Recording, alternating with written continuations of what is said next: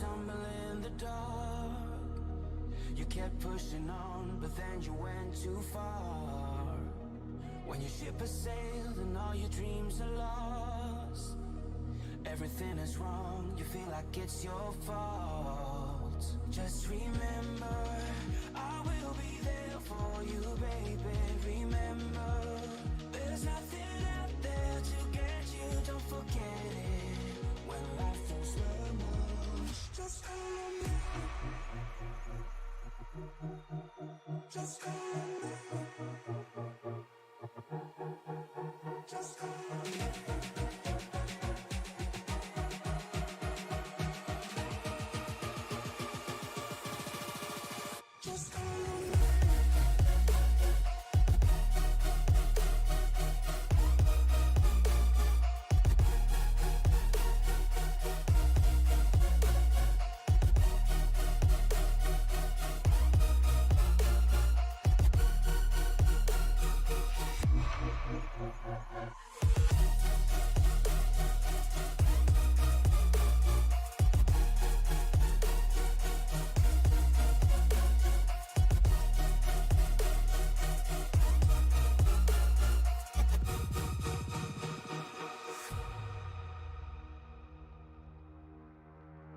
You're stronger now than you ever been. You gotta leave now, it's time to catch the wind. You will climb up high and look through the clouds. And when you're feeling low, I know you'll bounce back. Oh, and just remember, I will be there for you, baby. Remember, there's nothing out there to get you, don't forget it. When life throws lemons, just call on me. Just call on me. Just call on me.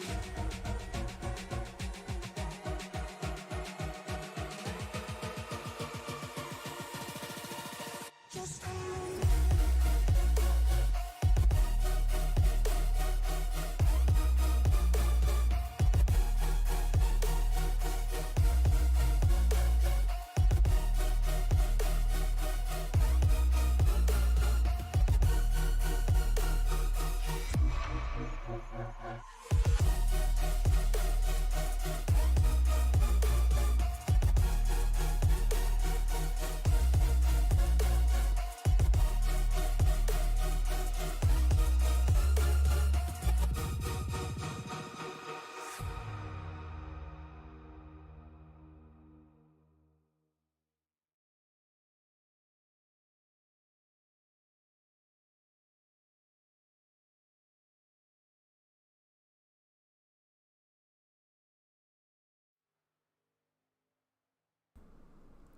From just outside of Detroit, Rock City, in the house that Penske built, ladies and gentlemen, the Outlaw Sim Series is here to tackle the 2-mile Michigan International Speedway here at SRM, because from the green flag to the checkered flag, SRM has all of your iRacing needs. I am the returning dog father himself, Shane Lake, and joining me high above the track in the Tony Trapazzo Memorial broadcast booth, the returning Angel Santiago. And Angel, I guess it's a bullpen day today because we're both getting pulled out. Yeah, just going over solid 4 months since I've done this. Unbelievable. Jonathan, please don't hit me next time you see me for saying that. That's been a long time.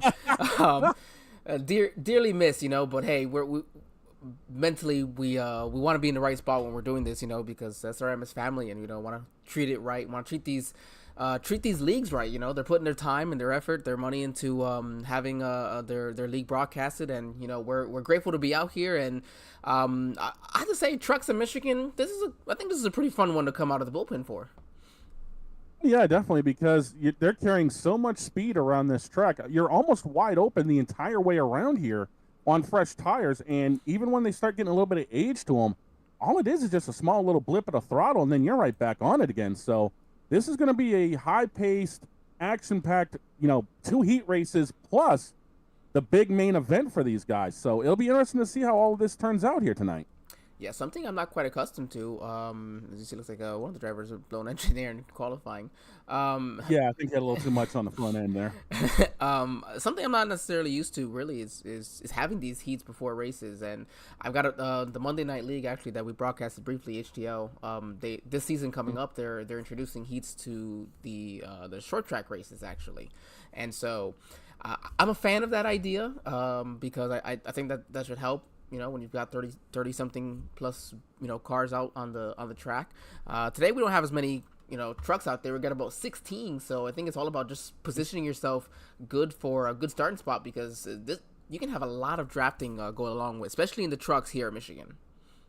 Yeah, these trucks with this new aerodynamic package punch a massive hole, and the way the tires have been ever since they brought in the new specs, there is going to be a lot of slipping and sliding once these tires age a little bit. So these trucks are going to be a lot more difficult than what people realize. So if you think it's going to be easy getting around here, just keep your eye on things here tonight, because these truckos will show you exactly how to get around this speedway when your tires have a lot of age to them. Yeah, this track is by no means one that one that you're gonna be able to how you say get around easily. It feels like one of those tracks. Oh, you should be able to settle into a groove, but it takes such a little mistake to really throw yourself off, and you get the defender pushing a little bit. You hit that right side against the wall coming off of turn 2, coming off of turn 4. You throw the aerodynamics off a lot, just a little bit, and it can really affect you. You can probably sit behind somebody in the draft, but it might be hard to go out there and make a pass. Get under somebody. You kind of just sitting behind somebody waiting at that point. Yeah, definitely. Looking over the points going into today's race, defending champion Joshua Ballott's leading the way. Last week's race winner Brandon Combs, we'll get a word with him shortly, is sitting second in points, but with Matthew Byers, Joshua Reese, and Forrest Hamilton Jr., the top 5. So, from what I was looking at from the points, it's also pretty tight. So, this race could also be very influential in a championship run. And coming from an old school NASCAR head like myself, Michigan has always been relatively one to throw a kink in a championship run. So could we also see that here tonight? Yeah, well, you got we're on the second half of the season here, 20 race season. You got we're getting race number 12, so we've already moved past that first half, done 11 races past that 50% mark already. Now it really is down to the wire to try to get as many points as possible. And this is definitely a track you want to be able to maximize that. And doing so is going to require saving that right front tire. I think one thing that you're really going to have to worry about is putting the heat into that tire. But before we go over to the dynamics of the race, we'll talk about, you mentioned last week's winner, Brandon Combs. So give me just a moment, just as they finished up qualifying. I know they're going into their heat, but go ahead and bring him in here, and I'll let you take this away here, Shane. Give it just a moment. There you go. Hey, Brandon, it's Shane and Angel up in the SRM booth. You got a copy?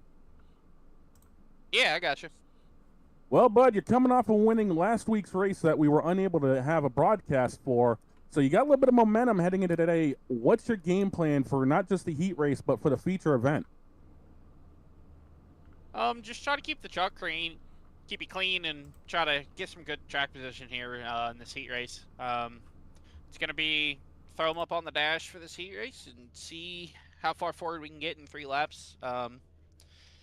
If not, then we'll start from wherever we are and just see what we can do. But the biggest thing with like the way this racing is gonna be, it's gonna be pretty much pack racing, but with a little bit of tire wear, kind of like Auto Club was, if you guys and the viewers remember.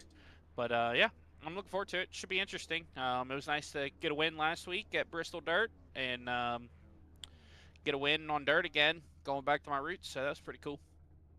Yeah, you were talking about the way the trucks are going to be wearing. During practice, did you have a chance to actually kind of get a feel of what the truck's going to be doing later in the run to see, try to adapt what your style is going to be for this race? Yeah, I think it's really going to come down to just guys that keep the right rear on it and able to still have some front turn, but yet have rear grip, center to exit, especially in a little bit of dirty air situations, because you can definitely find yourself in some problems if you get yourself in a bad aero situation for sure after about 10 laps on the tires. All right, well, we'll be keeping an eye on things. You're rolling off the grid. Go get them today and keep that piece in one, and we'll see you later on. Yep, sounds good. Good talking to you guys. Hopefully I'm talking to y'all again at the end of the night. Sounds good, Bubba. Good luck. Thank you. All right, last week's the Bristol Dirt winner, Brandon Combs, in at number 28, Chevrolet Silverado. So we can zoom back out of here, pull out of that, and time to go over the, let's see, qualifying here. All right, mentioned Joshua at the top of the broadcast there. He's on pole for tonight for this first heat race. Devin Smith there second. Jeremiah Stutzman and Joshua Reese gonna make up round 2. Josh Fox, Joshua McClune there row 3. Kyle Lingerfeld and Aiden Giordano. Hopefully I said that one right. There in row 4. That's how I pronounce it. Jonathan Byer and Ben Parker to make up row 5. Row 6 there for Brandon Combs and Forrest Hamilton. Following that, Ben Henry, Matthew Setzer, and then Dan Park with Sheldon Swindle there, rounding out the field of 16 drivers. 8 rows here to complete over this first heat. As the iRacing.com Chevrolet Silverado pace truck hits the left-hand turn to go down pit road, they hit the Geico restart zone. Heat race number 1 is underway.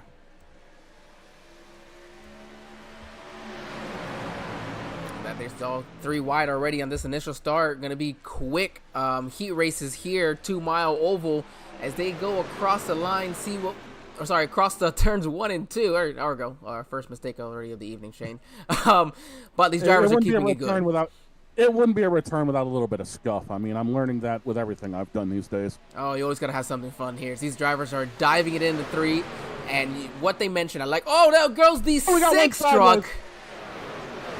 Oh, I think he got a little bit of help in that one. He kisses it off the wall, and we stay green. Yeah, it's going to be the rear end going to take the kiss off of that one. So we'll see this battle for the lead, and then we'll go right back to that one to show you exactly what happened there for the 6 of Joshua McClune.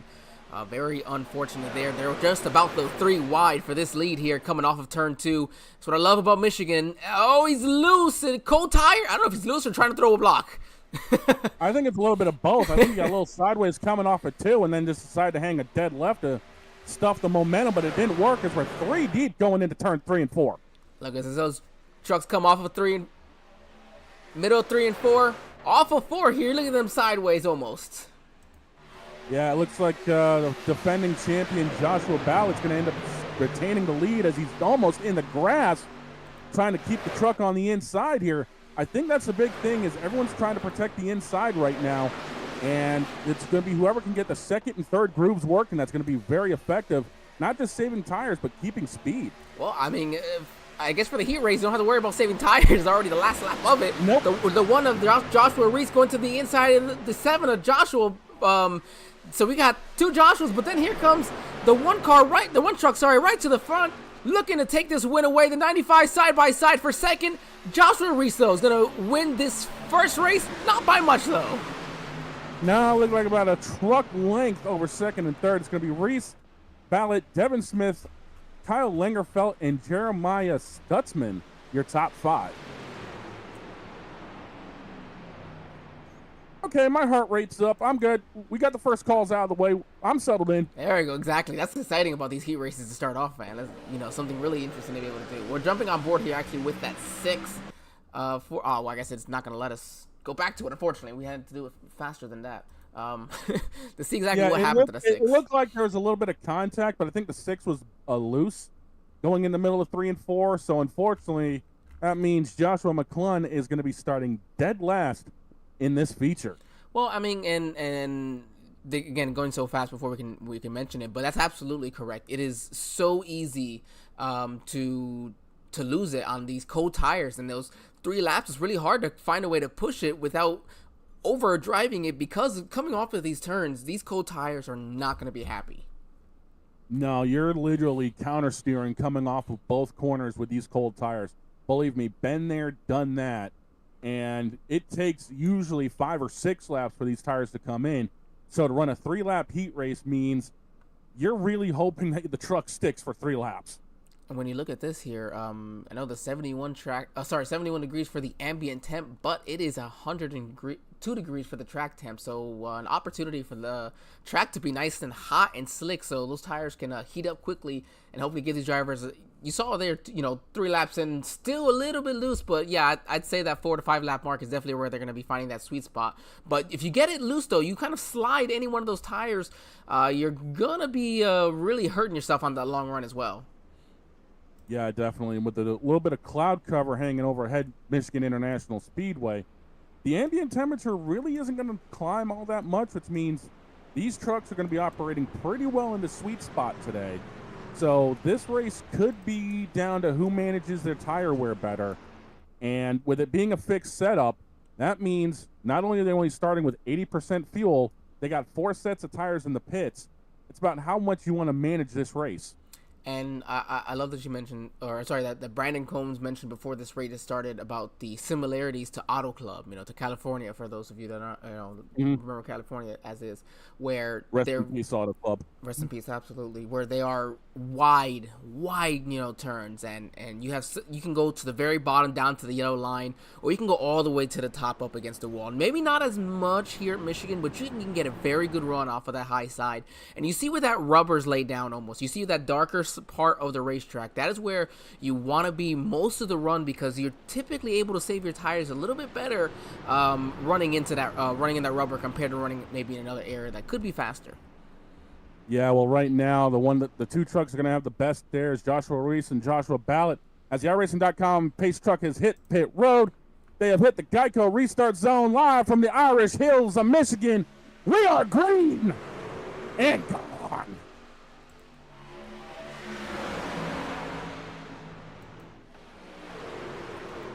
See them driving in hard into turn 1 and 2. They're going to be side by side through most of the field here. Again, it's going to be so important to get track position, because that dirty air is going to be so tough and really going to make saving tires, especially that right front, difficult throughout this entire race. Yeah, it looks like we had 2 trucks in the back start off of pit road. It looks like it was Sheldon Swindell and Ben Park, the 8 and 18. And I think they ended up they're already down a lap, so it's going to register somebody else coming in as a lap for a few. Joshua, the 7, actually has a penalty from last week's race. I was just briefly reading up on it, where we're not going to go into the details of it, but the penalty overall, they felt that the way the dynamics work at Bristol and the way it was driving the truck, where he would have a pass-through. So he lost his second place position from 2nd to 7th. Everybody moved up from there, and he would have to do a drive-through penalty to start tonight's race. So that's what the 7 is doing right now. The 8 and the 18, it would register them a lap down until they get back out on track. Typically, that would reset it, but we'll see if that does it here. Or, sorry, once we go through lap 2 or 3. We do complete lap 2 there. But this looks like Ben Park has come back down pit lane and shut the truck off. Yeah, and yeah, you are right. They end up recycling the 8 ahead of the 7, so yeah, they're all on the same lap now. It looks like Park, start and Park. So I only say that for for him because I've experienced that as a driver. We're starting from the pits, and suddenly I look at my live timing, and I'm a lap down. Like, whoa, wait a minute, how am I lap down? I couldn't even get off pit lane in time. Well, the tower re-updated itself, and Ben Park is actually ahead of Joshua Ballot, so everyone's on track. Oh, so he didn't come off pit lane. Oh, okay, or on off track. Okay, maybe he's just having some connection issues that are just the way it's registering. So as we blab on about that, we got a battle for the front. Yeah, I think the transponders just need a little bit of updating. You know how it is out there in Michigan. As long as they don't forget to bring the transponders back. You know the track officials hate when you don't bring them back. Oh, do I know that all too well. Trust me, been through that with the short tracks. Yeah, you give an ADHD kid like me, tell him, hey, bring this back after you had all this fun. You think I'm supposed to remember that? Oh my goodness, worst thing in the world. Exactly. As the battle for the lead intensifies here between Kyle Lingerfelt and Joshua Reese, they're letting Brandon Combs and Matthew Setzer come in, and we're going to be 2 by 2 by 2 going down into turn 1 and 2. Yeah, they are just keeping it. 65 has an opportunity to drive up in front of him. I know, lap 5 of 100, he's going to go ahead and give him the room. The 1 has the chance to go around. I think 90 laps from now, that 65 slides right up in front of him. And the 5 with a good push to the back of that 1 right there. That's Matthew Setzer there in position number 2 as they go into turn 3. Yeah, right now there's a whole lot of give and take, but once you get down to the final 10 laps, it's all take, no give. Hold on. You know what's my favorite view always is getting to sit in and see what these drivers are feeling. Yeah, you can see there's a little bit of a lift going into the corner, but they're just letting the nose of the truck set, and then they're hard back on the throttle. And I love also the fact that they updated the dashboards on the trucks to these new digital, EFIs. I'm loving this. Go back here, look and see the 3 of Dan Park, who has actually gotten right into the pack here. So I think maybe he just has some connection issues. I don't know if he actually did start from the pits, because I wouldn't imagine how he could still be in the draft. Oh no, I'm sorry, it was Ben Park, not Dan Park. Oh, it was Ben. I got the parts confused there. But nonetheless, you see them 3-4 wide right in front of him, and a little extra lift when he saw that. You could hear it. I'm going to try to take a little bit of a break. You see these trucks, though, moving around, adjusting, but, man, these drivers are doing great respect amongst them. Yeah, that's the thing, is when you get into a situation 2 and 3 wide, that truck will buff it around like there's no tomorrow. So you really got to be on your toes and hoping you can get out of that situation real quick, as it looks like there's definitely a few trucks starting to suffer a little bit. I think there's a little bit of a loose condition going on here tonight. Well, you see, actually, the 6th truck, he's made his way back up now to the 8th position. So he got his truck repaired, which showed that he actually came down pit lane, interestingly enough. But the back end is fixed. They fixed it between the heat racing here. Oh, my goodness. What am I thinking? It's... I saw how not used to heat races I am. I'm thinking it was still part of the earlier race. I won't have to get used to that. Well, I'm sure he's grateful for that. But nonetheless, driven up to the field from the 16th position, back there last, up 9 spots already. Matthew Setzer up 8 from his starting position back there in 10th, but he's looking for the lead all over the back bumper of this 1 truck. Yeah, he is basically shoving the 1 down into these corners. You can only do that for so long as he's looking to the outside to try to get the run. If he can try to pin that 1 truck down, he'll have the advantage going into turn 3, and I think he's about to clear him. So it's a good thing now to get some air on that front end, because as far as he was pushing, those motor temperatures are going to start going up in a heartbeat around here. Yeah, definitely not something you want to see in your dashboard. This thing lighting up, that's blowing up. And sometimes, it can sneak up out of nowhere and get you. So the 5, he's going to go ahead and take the lead here. Going to tie right now Jasper McLuhan in that 6 for most spots advanced so far from the start of the race, up 9 each. Matthew kind of limited there up the first spot, though. Joshua got plenty more to gain as he's now the back bumper, that 88. Jeremiah Stutzman. You see those trucks in front of him kind of, staggered in the turn. They're doing that, trying to get as much clean air to the front, that front nose, because it's, again, so important to be able to save that right front, not trying to put too much heat into that right front, where it can really make this truck difficult to drive going into the turn, because as you mentioned, it's going to get loose as the heat gets added into these tires. But when it gets really tight, though, is when you have tight on entry, loose exit, it is just such a pain to drive. Yeah, that is such a handful. As soon as you get back on the throttle, the back end starts kicking out. You go from worrying about burning up the right front to worrying about burning up the right rear and hoping you don't end up tagging a fence and ripping the back end off. So it's a balancing act, and Michigan is definitely one of those that has to be proven as a driver's track. As I also not failed to mention that the 56 truck, who typically, of course, would be here, out today. Unfortunate, a lightning strike in front of his house has fried his PC, a lot of stuff he said. So yeah, pretty much everything. So yeah, prayers out to you, to them. Hopefully everything's good. 95 Smith, again, now taking his lead, but prayers out to them, the family. Hope everything is okay. They can recover as much as they can.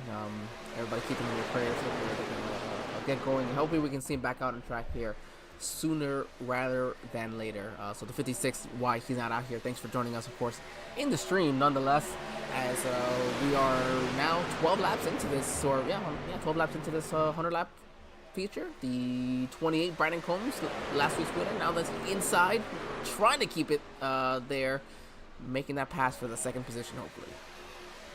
Yeah, that's the one thing about this track is it's wide enough to where you can actually get enough room between the trucks where the suck around effect is not as prevalent as you would see it like Charlotte or Atlanta or, Texas, places like that. Because this place is so wide, you can actually run 4 and 5 wide if need be. So there's still plenty of maneuverability in these trucks. And if you're able to keep a little bit more room, depending on how your tires are, that's when you're going to be able to make the hay while the sun shines. Hey, talk about that. Definitely still got early on in this race, but you see that 5 truck definitely getting loose up there. Got the 99 right up behind him, but wow, that thing was dancing around a little bit. Yeah, 99 took the air off that back spoiler and completely illustrated my point for me. That's putting it into perspective right there. So he's still got a great run, though. He's having fun, though, driving this thing a little sideways. Oh, yeah, definitely. I mean, again, this is one of those tracks where if you feel like you get it mastered as we go on board with them, you definitely feel like you've done something special at this place because you're going 200 miles tonight. It's tough. And again, with 4 sets of tires on pit road, it's a chess game here. Topping out, let's see, we got 200 miles per hour. Yeah, Ben Henry back there in the 13th position did manage to hit 200 miles per hour down this front stretch here. So showing just the speed that these trucks can carry going in, with this draft, and really what they're managing again as well. Now they're dropping all the way down to 160, 155 maybe miles an hour in the middle of these turns. So a lot of jump, a lot of in that speed. But here it is. Look at the gain right here as they're coming down into turn 3. Yeah, 3 wide in front of him. He's just sitting back here watching, see how they're going to get this settled. And it's going to be pretty tight coming off here. Oh, boy, this is like watching an iRock race from way back in the day. That was a contact with the 5. And the 6 involved in that one.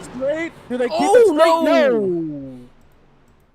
The 9 of Ben Henry. Keep it straight, but there was a lot of contact, and I think the 9 may have a lot of damage. Oh yeah, that thing just did not even turn going into turn 1 there. Just heavy contact, nowhere for him to go. And we're gonna go ahead and take a quick look at that, just because we did not get a caution, and we want to make sure we see exactly what happened here. You see the 6 right under the 5. You see the 5 is loose, still loose through there. That's coming off of 4. This is happening there, coming off of 2 though. Oh, sorry, going down the front stretch. Coming off of 4, and he just turned down, and the 6 was still there. And he almost had this truck saved, and then the 9 just plows him. And unfortunately, that's going to really do a lot of damage to the 9 truck. I think he probably knocked the right front clean off it. I want you guys to see what the 9 sees here. Nothing. He's not lifting. He didn't even lift. He thought the 5 would end up sliding up past him, and unfortunately, he just arrived way too early. And that's those split-second decisions that you make, and, it's frustrating because you feel like, well, if I had lifted, then, he would have came baking hit me anyway. So, or, whatever the case is. So it's so hard to make that decision in time, and you never know where that truck is going. And again, you're going nearly 200, you're going 190 miles an hour, 195 across the line there. So hard to make those choices in that moment in time, and unfortunate there for the 5. No fast repairs as well as the 9, so no fast repairs in this series. The 2 up against the wall here, maybe showing some tire wear 18 laps in. Yeah, he just got up out of the groove and jumped the cushion a little bit, and he found the billboard. So just got to hope he didn't do too much damage to the right side of that truck. Alan will actually be proud of that one out of me. Jumping the cushion, hitting the billboards. Come on, that's a dirt track thing. Yeah, I'm a dirt one, but at least somewhat recognizable. While these guys have gotten at least somewhat straightened out here, we're gonna go ahead and hit our first break here of the evening. Go ahead and pay the bills here on the Sim Racing Media Network. We'll be right back, everybody.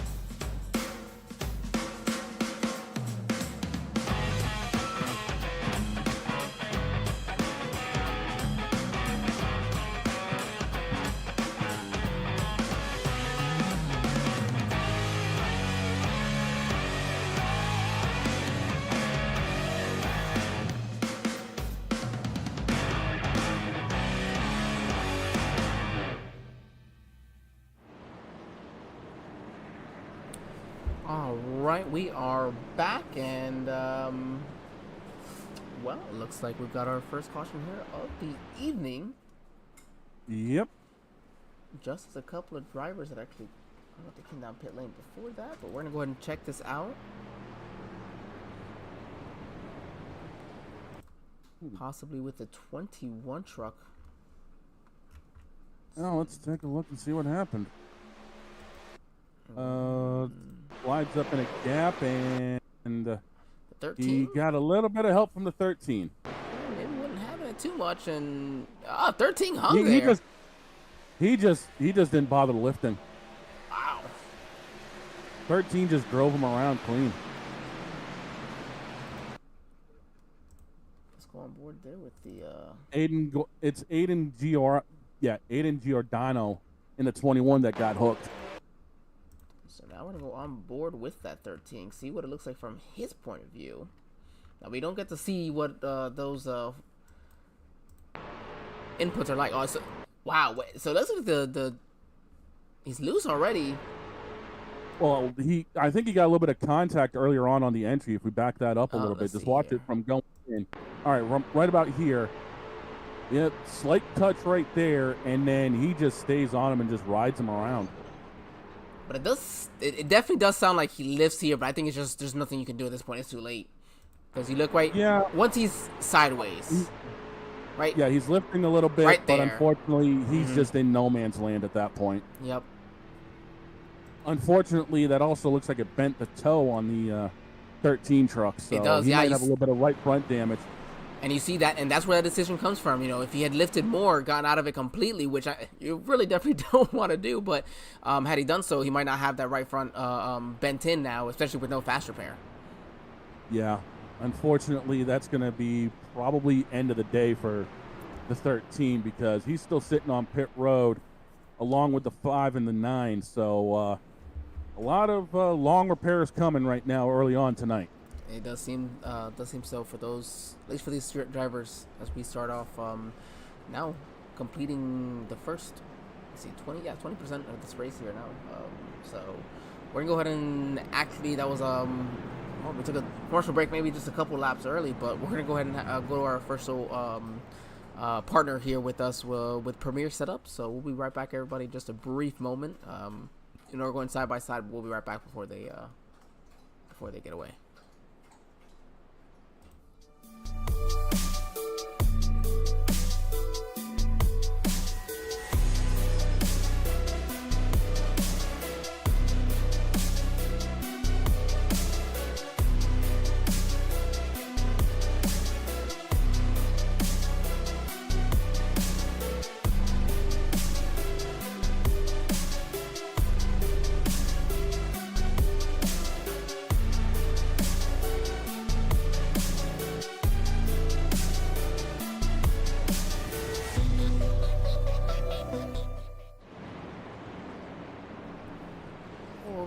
Drivers are lined up here side by side.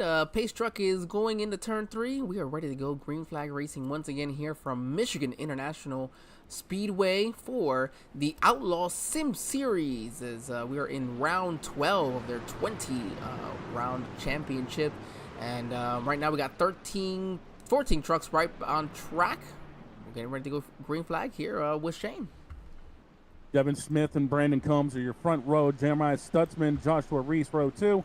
Forrest Hamilton, Ben Park, Joshua Fox, Joshua Ballett, Aiden Giordano, and Dan Parker, your top 10. Barney's waving the green flag. We got the restart, and they are down and away. Down and away, side by side. Great restart for the 95. He'll clear up to the front as they go into turn 1, as they go down into the nice banking here. You have 1 and 2. Trying to clear themselves off of 2. The 95 is going to be good. They're going to be side by side here for second as they go down the backstretch. Yeah, this is like a much smaller version of what they do at Talladega because it is severe. Like they were saying earlier, it is legitimately pack racing around here. As the 88's making a move for the lead. Can Jeremiah Stutzman clear him coming off of 3 and 4? He's going to stick the nose out. Devin Smith Jr. says, I'm getting this top side work, and it's a drag race to the line. Smith by half a truck length. Jeremiah's going to try to fight back on the inside. 2 by 2 by 2 behind him. What a great battle we're seeing. All these drivers with 4 fresh fuel goods. Maybe we forgot to mention that, but they were able to come down, get some new tires. Well, we're going to see some drivers really slipping here at the initial start of this run. Cold tires, which, again, you want to be very careful to not slip and not kind of, rough up that tire because, boy, oh boy, can it be really rough for you on the long run if you were to slide that tire early. You want to take care of them as much as you can, but also you got to take care of your track position. So hard to pass here unless you get late into the run and someone's really used up their tires. Yeah, Jeremiah Stutzman clears Devin Smith here. So credit him for leading this upcoming lap.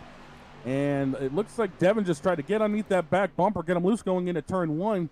And Devin's already starting to work the high side a little bit more. So maybe he found something that first run that said, maybe the middle and the high side of the track will be better for me. Hey, they're trying something. Well, as well, these new tires as well. Maybe you're saying, hey, you know what, I can I'm assuming with 80% fuel fuel, they're probably gonna need maybe 2 more stops.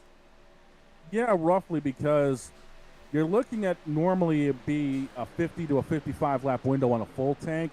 So you got to figure you're taking about 10 laps out of that, give or take.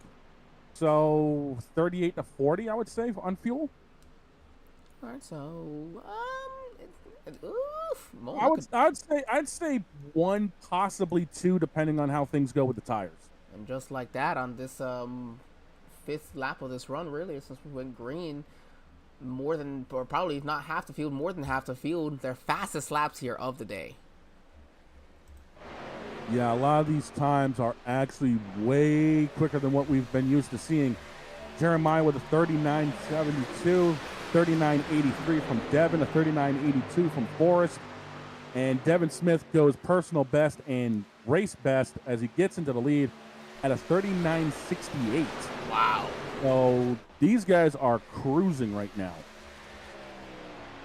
Track temp has actually come down. It's 97 degrees. Air temp is currently sitting at 70. I cannot believe you. These trucks are sweet spotting. I was moments away from clicking that just to talk about the weather and look at that. He says he's talking about it. I love it. That's exactly what I was looking to see right there. These track temps, there we go, dropping another degree as we talk about it in real time, and that's just going to allow these times again to just skyrocket, get even faster. You see, it's July 26th is going to be the actual day the sim date.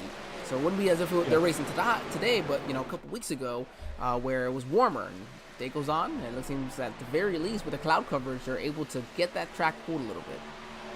Yeah, that's the big thing right now is the cloud cover overhead has pretty much shaded the entire track, and that means the track temps will be dropping, air temps will be dropping, and power and speed will be picking up.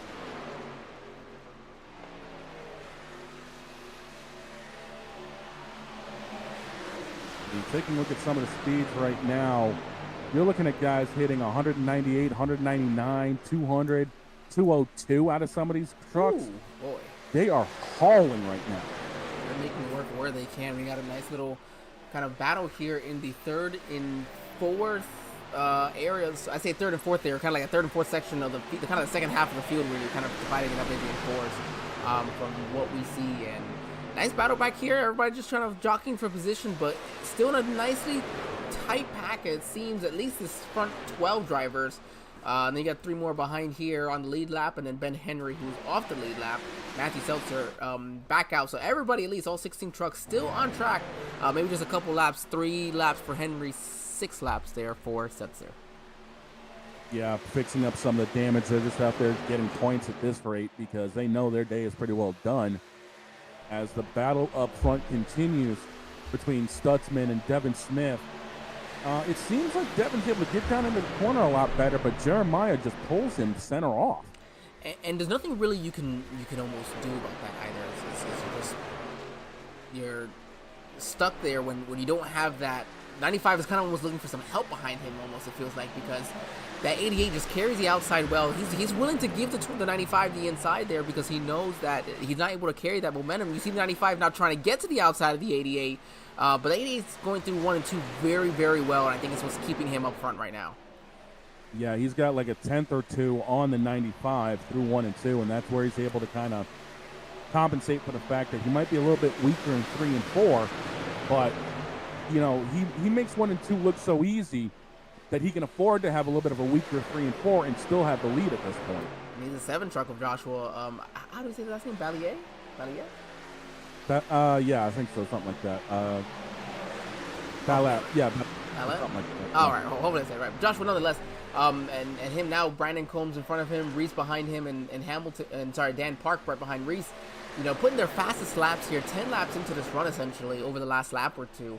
So these drivers are really finding their groove as these tires are. You mentioned 5 laps or so to kind of get warmed up, but it seems like they're really finding that where they're comfortable, especially as this race goes on now. We're a third of the way through the race already as well. Yeah, this race is flying by. As last week's winner, Brandon Combs looks like he's trying to make a huge move. He's bringing a 7 truck with him. Devin Smith falls back to 4th. And right now, Jeremiah's looking in his rearview mirror, lapping all this up like, keep battling behind me, boys. Let me keep this lead a little bit longer. But unfortunately, the whole train just caught up to him. Yeah, 95 gave that 28 a good shove down the front stretch off of turn 4. He had a nice run, and that gave that opportunity for Brandon Combs to get to the inside. Question is, can he do anything with it as they go down into turn number 3? And actually, no, he's going to have to go ahead and pull right behind him, back in the line. But right back to the inside of the 28, there goes, to the 88. There goes the 28 on the inside. Yeah, it looks like he's going to get a huge run coming off the corner. I don't think he's going to be able to clear him, though. The 88 keeps that left front fender alongside that 28. Drag race to the line. I think the 28 had that, but barely. This is getting good. It's getting very good here. 14 laps into this run, more or less, and they are. Oh, that 88 a little sideways trying to arc that turn. You see him trying to get that truck turned as much of that arc as he can, really trying to maximize his speed down the backstretch. That's really the best you can do for yourself here in your truck. As the 7 comes to the inside, 3 wide for the lead as they go into 3. And he's going to take it. Oh my goodness, a 7, unbelievable. I didn't even see that one coming the way he did that. Power move, but here comes the 28 and the 88 banging doors as they're trying to clear the 7. That brings the rest of the field in with them. Just like that, a 3 wide battle for the lead. Still there, little contact for the 80 and the 28. Still just fine. Can they make it though? Coming off of 2, the 7 now on the outside. He uses the run on the outside to kind of dive to the inside. He's gonna touch the wall a little bit. Contact with the 28 and Brandon Combs. Combs with a whale of a save right there. Well, I don't think the 7 knew the 28 was down there. Combs had to lift a little bit, but it's better than ended up in the grass. He's still alive in this one. I don't think the 7, it mattered if he knew that truck was under him. He hit that wall, I think, just hard enough that once he tried pulling it off, you know, it was just going to kind of just shove off and hit the 28. But the 28, Brandon, reminding everybody why he won Bristol Dirt last week. He kept it going. And there in the 5th spot, looking to go ahead and regain that. Luckily, that 3-wide battle they had for the lead brought, as you mentioned, the pack right up there. So he was able to stay with them in this draft as the 7 clears for the lead. Now 95-88 battling for 2nd. Yeah, I honestly don't think Combs lifted, to be honest with you on that. I mean, that thing was sideways, and he just counter-steered it right back on track. So that was some driving for you. Great action we're seeing here from the Outlaw Sim Series. There's a little contact with the wall. Got everyone trying to get in line. Almost a little bit of an accordion effect. They do a great job of getting through it, though. Trying to stay clear. As now the 1 almost gets to the outside of that 95. Nope, not quite here in 1. No, he about kept the front bumper in there, but I'm just looking up ahead. There's a little bit of lap traffic they're getting ready to come up on, which means the 7's going to be starting to sniff out that draft from that truck up in front of them that's currently entering turn 3. I think they'll end up catching that truck within the next 2 to 3 laps. So it'll be interesting to see how that comes into play here, you know, later on. That is the 5 truck, I believe, of Matthew Setzer, currently 6 laps down. Yep. As this pack is coming, yeah, he get damage and he's outside of the draft. So 2 things that are just going to keep you from having decent speed here at a track like Michigan. 38 laps in now, or sorry, on lap 38. As the battle for 2nd, for 3rd, really staying hard. But man, the 7 doing a great recovery from having to do that pass-through penalty to start this race. Yeah, I think the early caution helped to bring him back into this, and now he's showing why he won the championship last season, and he is the current points leader because he was able to drive all the way back up through, and now he's up leading this race. Great job of it as the battle for, again, right behind is really the battle for 3rd now still. Brandon Combs and Devin Smith staying right there, and then Joshua Reese just patient there in that 5th position right behind these guys. Yeah, I think the 95 was just a little bit loose coming out of 4, but he was able to try to make it work to get to the inside of the 28. The 28's just making that second groove work, and now I think the 95 is about to get freight trained. On board from the, let's see. We'll go on board the 3 here. Look how little wheel input these guys are putting into the truck today. I mean, that's how this setup is, where it's that free.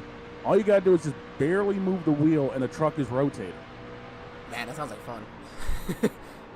Sounds like my type of truck. Oh, Whoa. sideways. Yeah, that's definitely my type of truck. Woohoo! And he's still gaining the 95 there.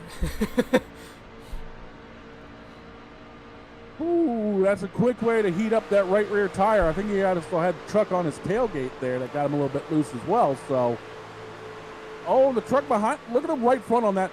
Look at that right front. That guy was counter steering too. Yeah, you can see these. When you see the tires, when you're looking straight back, it's typically not a good thing. You don't want to see the wheels looking another way. Or the jokers, they always say, if I can see your number, definitely. Oh, it's a 6. It's right on that bumper. He could definitely get a lot closer if he wanted to. Maybe there he is. There he is again. There he is again, loose as well. Man, these guys are just having fun. They're tracking it out here. Oh yeah. Dirt trekking at 170 miles an hour. Yeah, that's my type of night. Woo-hoo. What makes sense as to why the drivers would cross the line 1-2 last week, or here 1-2, or 1-2, flipped. But it makes sense right now as these guys are putting on a great effort. Joshua in that 7 truck has pulled away. Brandon Combs there in second, now just about half a second behind, but he's got Joshua Reese right on his back bumper. Yeah, right now the defending champion of this series in the 7 truck is looking in his mirror, and he's starting to see everybody get a little bit smaller, as now I think he's starting to get the draft off the 5. He should be able to put a little bit more of a gap coming into the next couple of laps on the field here.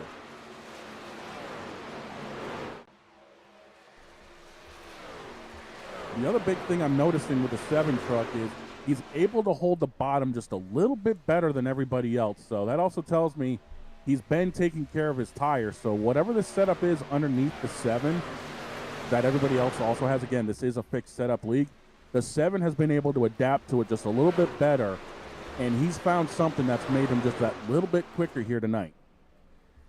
It really matters, in my opinion, how the fixed setup, I guess, how does it apply to your driving style? You mentioned how that's your type of truck, to be slipping and sliding, but it's not always like that for the truck. So you could be good here because of that, yet suffer somewhere else because when the truck is tighter, it's just not exactly your driving style. Fair to say? Exactly. Yeah, it is, because for me personally, I prefer to have a little bit more rotation in the truck. Like, I want to be able to get it down in the corner and then control the truck with a throttle instead of trying to control the truck with the wheel. I mean, that's a little bit of a dirt track mentality for, truck control. Other people, they might want to try to drive off the right. It's driving off the right front versus driving off the right rear. Correct. It just depends on your style, which way you want to go with it. Yeah, it really depends on where do you want to put the load into the corners. As you see, the 5 going to move completely out of the way here, just on the outside. But the problem here for the 7 is catching him, and he's not going to make the pass, so he's going to kind of be stuck just to his inside. He's going to lose a little bit of time here to Brandon Combs probably in the process. He's actually not able to clear him. And again, the 5 did everything he needed to do. Got right to the outside, gave him all the room he needed. But, I mean, it's not the 5's job either to just, let him by. Yeah, no, and that's the thing with, again, a fixed setup is even if you get the truck relatively fixed up, you're still going to carry the same amount of speed, give or take, than your normal lead lap trucks.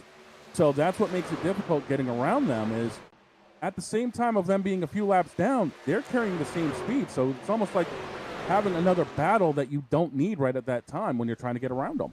We talk about catching at the right time and not the right time. The 28 catches the 5 at a good time just off the turn, able to clear him off of 4, but the 1 was unable to. And so you see how that hurt the 1 just a little bit, at least timing-wise. Yeah, the 5 dropped right down in between them, trying to pick up the draft and stay close.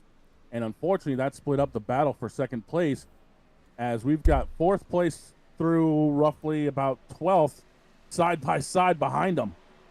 Yep, you've got a little bit of a separation now of almost about 1 second. It looks like the 95 and that 88 maybe holding up this pack a little bit here. They used up the tires a little earlier on in that run. You saw them leading and battling for the lead earlier, as they've now dropped to nearly 2 seconds behind the leader in Joshua Valier in that 7.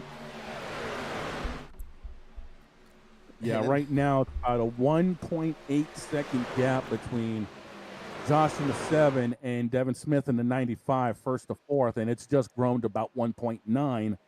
So, needless to say, they're starting to get a little bit of a gap, but I think pit stops coming up here within the next 20 to 25 laps, give or take, should also be a huge factor in what happens in this race. And so, I guess, what do you want to do? Do you want to pit? Do you want to pit early? Use your tire advantage? Are you hoping to pit as late as possible? There's a lot of different options you can definitely do in this. A lot of different scenarios, and I think it definitely, of course, matters where you're running. But what are you thinking? What would you want to do here in this scenario? For me, the easiest thing I would do is 4 tires, because as hard as I'd be, driving this truck, I need to have the feel goods underneath me. I'm not doing 2 tires unless it's underneath a caution and I'm, towards the back of the field and I need to try to get up to the front. But up front here with these top 3, top 4, I'm definitely taking 4 tires.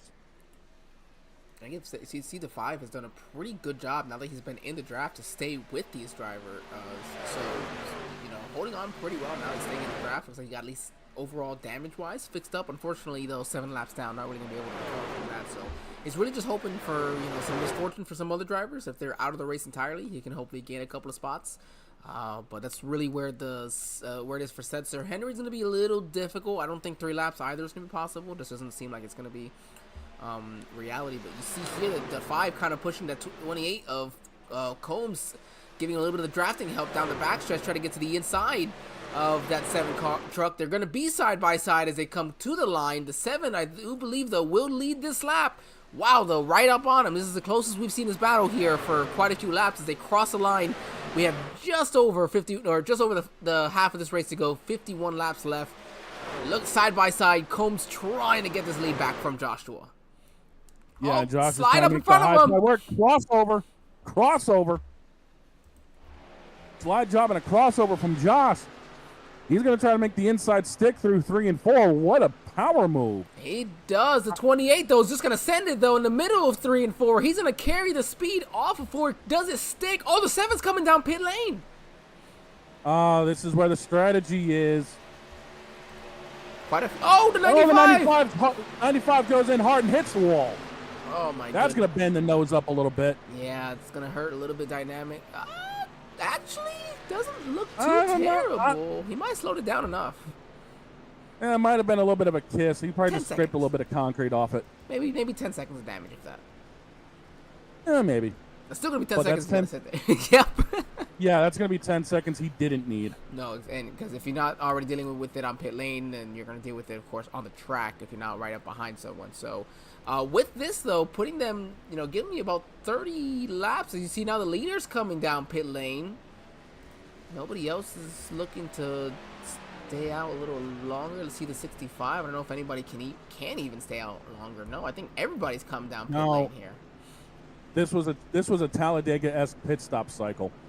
The lead trucks came in, then the rest of the pack came in. So now this should take everybody to about 15 to go, I want to say. So now it's really going to see how all this shakes out. Because if you're going 30 laps, maybe 33 if you're drafting, you're looking at anywhere from 17 to 20 to go for your final stop. We'll pull up the track map for you guys to see the car numbers. Let's show you that one.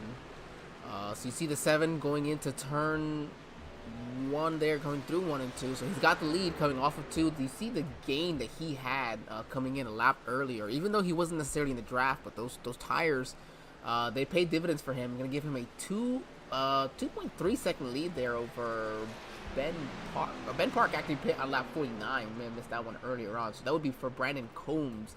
So he lost about almost 3 seconds here on this run. Yeah, Brandon just ended up eating it. We have a caution. Oh, well, then never mind what I just said. This is going to shake things up. Let's see. Looks like Question is, what is the caution for? the 99 truck, possibly, or Forrest Hamilton Jr. Let's take a look. Coming off. Oh, he got the middle of the transition there. Not just that, but I think watch the thing just jump around on him. I think it was on a shift. Let's see. Coming up to speed, I think he just money shifted. Right there. I don't hear this. I think it's. Do you see this? Do you see the white line? It's an Yeah. It's almost impossible to see the transition that's there. But this is just. But he's braking. The truck breaks free too early. Something tells me it's either on a shift, he got on the throttle, or something. Because the truck's not going to come around like that if he's just turning. Look at the RPMs Right? here. Yeah. Second gear, he's just on the throttle, and it just. He pegs it at 8,000 and it jumps. Yeah. Unfortunate for him, and of course the truck that was behind him. I wasn't even paying attention to the truck that was behind him, but just nowhere to go. I think it was the 2 truck. I think it was the 2 truck that was behind him, Josh Fox. All right, But I wow. do believe, and I'm gonna go ahead and double check this in just a second. So 5 total tire sets for this race. Yeah, 4 on pit road, and the one they started with 80% fuel, no fast repairs. You pit twice so far. You've got Yep, minimum. you got 3 left. 3 left. Or, You got 3 sets left. yeah. Well, okay, no. If you pit twice, you've got 2 sets left because assuming you've used 2 No, you got 2 sets, 2. yeah. So Yeah, you got 2 sets left. I'll be honest with you. Yep. I wouldn't have pit in this situation and taken tires. Well, I don't know. It was only a few laps, and the let's say maybe only let's say Aiden, Jeremiah, and Devin maybe just came in to top off of fuel. 95 probably got some damage repair on the front end if he needed any. So definitely an opportunity to top off on fuel. I think was the best scenario for these guys. I don't think anybody really took tires. So I think maybe just some damage repairs, if any, that needed to be done. Damage repair and the top off. I know the 2 had a little bit of damage on the nose because of how hard he got the 99, and we saw the 95. We saw the 95 spin on pit road and just graze the wall. So get some of that fixed, and the 3 probably topped off. So strategy wise, that's still an extra few laps that they can go. So I would think that the 3 now is looking at coming in with about 15 to go. So. Well, actually, this might be a strategy move. I'm not even thinking about coming in later. I'm actually thinking you come in at the same time, but you got less fuel that you have to take, so your pit stop can be faster. Because you don't want to risk losing the draft. You probably wouldn't, but you don't want to risk losing it possibly. Because while it's not the major aspect, but you still definitely need the draft to go as keep up with them. So I think that'd be a big boost, if at all possible, for one of these drivers that was able to come in and top off, if that's the opportunity. But we'll have to see how that works out here. So we're gonna have looks to be 45 laps to go when we go green. Yeah, which means you're looking at probably again coming in within the next 20 laps or 25 laps Just to get right down yourself the to the end. Probably right, 22 laps. Yeah, I could see that. I mean, that would actually be relatively smart to think about, to split this final segment in half. That way you can just push your tires for what they're worth, come in, bolt on your last set, or your next to last set, and you save one in case there's a late caution. Exactly. Now, if you're running in the back, you got to do something different than the leaders. Maybe you do stay out. You hope for a caution, hopefully pin him a lap down, or at the very least, you get yourself that opportunity to take an advantage. But iRacing.com, pace truck going down pit lane. We are getting ready to go green flag racing. We mentioned 45 to go as Barney the Flagman waves them down. Green flag racing once again here from the Irish Hills. And they are dead set, ready to go. Here it is, side by side. Another great jump for the leader, as typical as you would see. But we are side by side for second between Ben Park and Joshua Reese. As looks like Brandon Combs back there now in the 4th position, looking to the inside.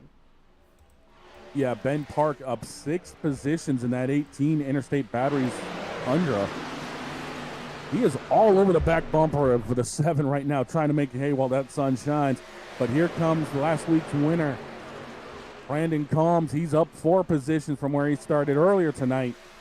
He's trying to end up sniffing out a second win here, trying to go back-to-back. And, again, I'm just amazed at some of the speeds. First lap up to speed, almost everybody's running 39.70s. Wow. Devin Smith, last lap, 39.68. Oh, excuse me, I'm looking at the last laps. I'm looking at best laps here as well. So, again, we're going to have to wait and see how all this comes out. I'm still trying to get back used to the tower here. Yeah, I was following with you, Drew. You had me with you. Don't worry. But yeah, no, and these drivers up front going side to side, they're not necessarily going to be the fastest ones. Maybe relative to lap time, it might be some of these drivers in the back who have some space between them. And I say that 7th place Devin Smith, who possibly, I say that for dent damage, not a problem. Fastest lap of the day, 39.63. That is incredible. Yeah, between the top 7 trucks, last lap was only 0.07 of a second difference. Between the top 7. That is insanity. Oh my goodness, that is insanity. Yes, and that's what, and one of those drivers is 300s faster than everyone else, so that throws it off even more.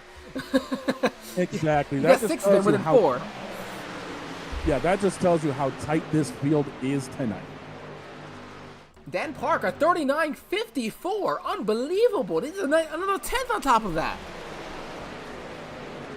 That's how big the draft is around here. That will net you that extra 10th or 2, that you need. And we mentioned, you see, he's got that space in front of him, behind, nobody really in front of him, but he's got the opportunity to kind of just let that truck breathe. A little bit of, not necessarily clean air, but you see he can kind of go to the bottom, kind of run his line. He's not necessarily beholden to the guy in front of him. Now, right there, you see he's definitely going to have to deal with some of that dirty air on the nose of that truck. So you see that will definitely slow up this lap time. We're going to have to assume as he comes back across the line here.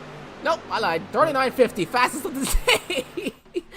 Unbelievable. Yep, that's because he just let the thing eat down the back straightaway, and he kept his foot in it through 3 and 4. Until he got to the exit, that foot was flat to the floorboard. And he was able to. And now that he's in this pack, he's got to kind of breathe the truck a little bit, try to find where the grip is around everybody, and just try to get out of the turbulent air as Brandon Combs goes back to the lead. He had his fastest lap that previous time around. He's side by side, almost a little bit of contact. He's going to try to make the 7 feel a little bit of upset. Get up right next to him. Do some side drafting. 40 to go here. And they are side by side battling for the lead. And then one truck right behind just waiting for something to happen. They're in the shadows. You see the 28. He's going to hook it hard to the left to really try to get that thing turned. Trying to hook the bottom right through 1 and 2. Not going to be enough to slide up in front of him. They're going to be side by side as they go down the backstretch. Oh, this is getting exciting here with 40 to go, and there's still a possibility of one more stop, if not 2, depending on how this race shakes out. So there's still a whole lot of chess to be played. And right now, Brandon Combs going to slide up in front of the 7. The 7 hooks dead left, crossover move. Coming back to the stripe, the 7 does not want to give this lead up at all. Coming to the line, 7. drag race to the 7. The 18, who does he go with? Originally the 7, then he goes with the 28 to push him. He wants to be in a good line. He wants to get a good drafting help. The 7 going to slide right in front of the 28, put some dirty air to the front of him. The 28 is going to look at that 7 just a little bit loose off of 2.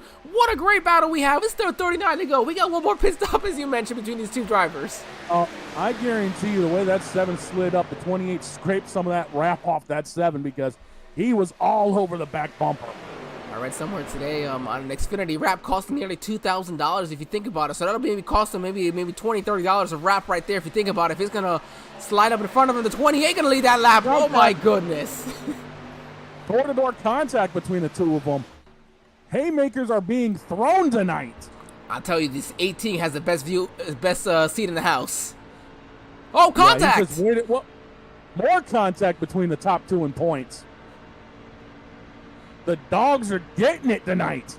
The 18 is just kind of sitting back here. Does he set it 3 wide? He thought about it. I think he thought about it.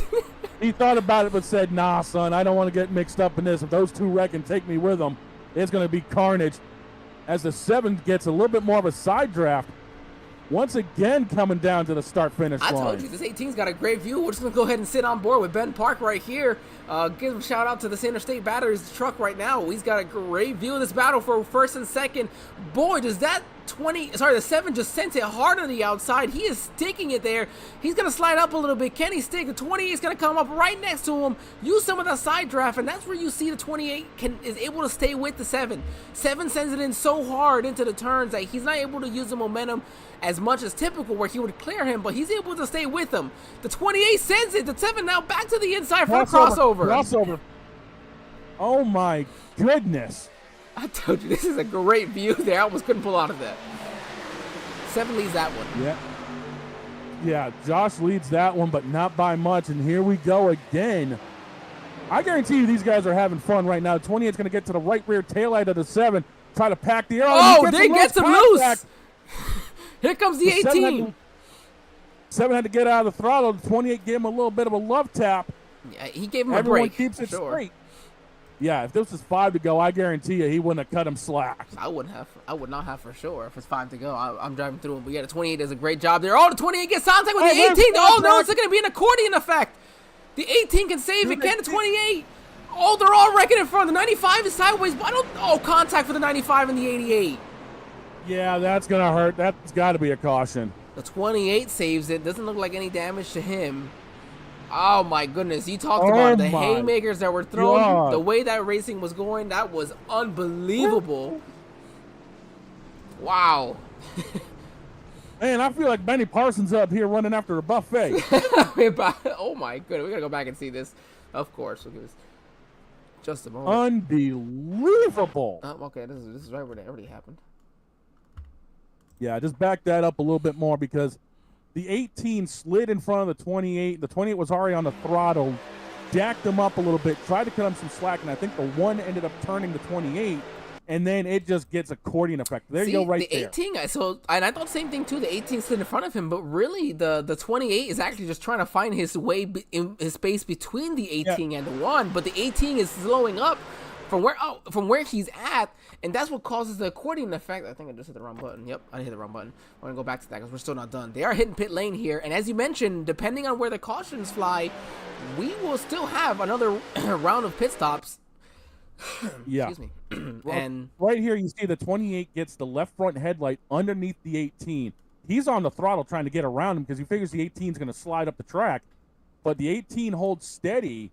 Go back to that. And unfortunately, it just accordions up because once there's contact, the 28 tries to lift, and the 1 behind him gets him jacked up, and then it is on from there. Yeah, and that's what we talk about where the 18, he lifted, and 28, where he's dedicated to. I mean, even if the 28 knows at this moment in time before the contact that the 18 is going to be sideways, he can't lift enough because as he lifts, he's just going to slide right up in front, and the 1 is going to get to the back end anyways. Everyone is sliding their trucks up the racetrack off of 4. It's what everyone's doing. There's nothing you can do about it. The 95 got jacked up. The 88's trying to get through the grass. The 21's around. It's the 21 that gets jacked up. The 88 ends up going straight through the grass. Oh, so and the 95 gets punted. And the 88 jumps to the grass to try to avoid it all, and then that's where the 95 comes out in front of him. Yeah. He has nowhere to go. Yeah, that's going to hurt the nose of that truck a little bit. I mean, it doesn't look like it was a hard hit, but at the same token, that's going to hurt overall. Wow. 95 got the whole back end of his truck ripped off. So I think he's going to be on pit road for a while. He probably is gonna be. My goodness, that was some exciting racing that we were having, and we still got another run to go. And the two trucks at the head of that wreck are still second and third. Yes, they are. Brandon Combs and the 18 of Ben Park. It's like the top three didn't change even with all that chaos. Now you see quite a few drivers coming in, topping off on fuel. If it looks like the pace lights are off, so we should be going green here. Lap 69, it will be giving us 32 laps to the end of this one. That is so close to that window. We saw everybody diving in about the 30 lap mark there. So yeah, roughly. I don't know if they're gonna be able to stretch it those extra 2 laps, but now with that in mind, in the draft, you never know. There's a possibility. There's a possibility. And to think that the two trucks that were also the most heavily damaged, the 95 and the 88, are still running inside the top 10. 95 had the entire back end ripped off the truck. There it is, currently looking like nothing happened. And the 88 had the front, and the 88 just had the front end punched out. And here he is sitting 8th. Let's see. Holy cow. The front end of the 88 looks fine. And I promise you, everyone, there is not any fast repairs. Yeah. These guys spent, I think, about a minute on pit road, got their trucks fixed up, and as Barney's waving the green flag, he's looking at everyone like, try to finish this off. Don't give me a heart attack. Green flag's back out, and the 7 is gone. And I think you mentioned it perfectly, where they spent just over a minute on pit lane that last time around. 2-mile D-shaped oval, plenty of time for these nice long extended caution laps to get that truck fixed up, get you back in the game. The 65, Kyle Lingerfeld, we haven't talked much about him. Here he is to the inside now, the 7 for the lead as they battle it out. He's got the lead for a moment. Now he's got possibly some drafting help behind. What can he do here in the turn 1? He's going to stick it in deep on the 7. He's going to end up clearing him, and he's going to bring Ben Park in the 18 with him. And Devin Smith in the 95. Joshua Ballet ends up dropping to 4th, possibly even 5th right now. He might be trying to let the truck come in. But we got it as a long... Or the 7 said, hold on, wait a minute. I got to save some fuel. If I cannot be the first truck because I'm going to use up all my fuel. I got to get in line. Yeah, and now the 65 is going to be the one using all the fuel because he's going to be the one punching the hole, and everyone else is going to draft up to him. Hey, someone's got to lead this race, and the 65 could be looking at it like, hey, you know what? If someone's got to lead this thing, I'd rather be up front. Caution comes out. I want to be first, put myself in the best opportunity, get a good restart at the end of the race. If it's a green-white checker, then it happens. It could really help me out because it's such a benefit to be the leader on these restarts. The 18, though, Ben Park, he's going for the lead. He goes for the lead. He will lead that one as we have now got 30 laps to go from here. Yeah, and here comes the 65 trying to stick it back on the inside of the 18.